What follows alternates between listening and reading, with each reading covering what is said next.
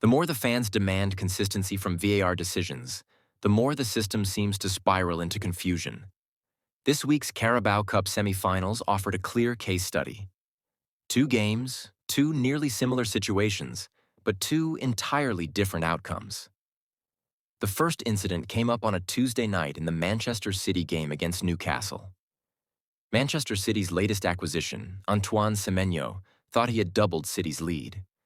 However, after a frustrating 6-minute review, the goal was overturned because Erling Haaland was judged to be interfering with play from an offside position. 24 hours later, Arsenal opened the scoring against London rival Chelsea. Despite Victor Gyökeres clearly making contact with Chelsea's Marc Guiu from an offside position, VAR cleared the goal in seconds. The situations looked similar, but were they actually the same? In the Haaland incident, PGMOL later explained that the offside technology could not deliver a clear image due to player congestion. That delay explains the lengthy review. According to VAR, Erling Haaland wasn't just near the play. He was actively tussling with Malik Thiaw. Because Haaland was physically touching and grappling with Thiaw while in an offside position, the VAR ruled that he was preventing Thiaw from moving freely to stop the ball. In other words, if Haaland wasn't there, Thiaw might have been able to stick a leg out and block the shot.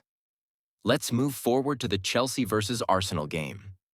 Victor Gyökeres was also in an offside position and also tussling with Chelsea's Marc Guiu.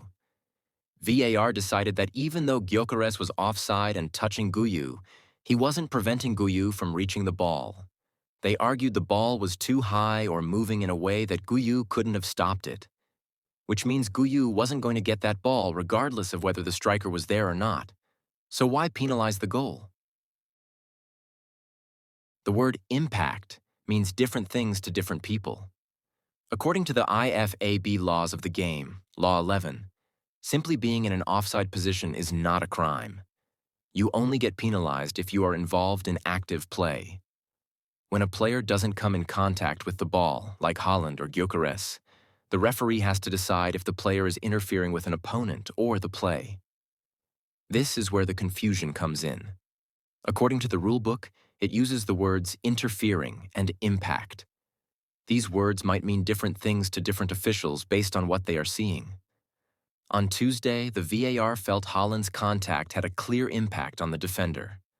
On Wednesday, the same VAR felt Gyökeres' presence was incidental and didn't change the outcome of the play. The problem here is that there is no impact meter, which leaves it entirely up to the individual VAR official to decide if a defender could have made a play. The rulebook doesn't have a specific distance or force requirement. It simply asks the referee to imagine a situation where the offside player doesn't exist.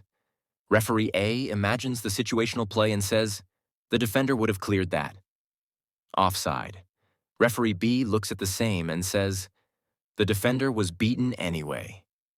Goal. As long as subjective impact calls remain in existence, problems like this will continue till something is done.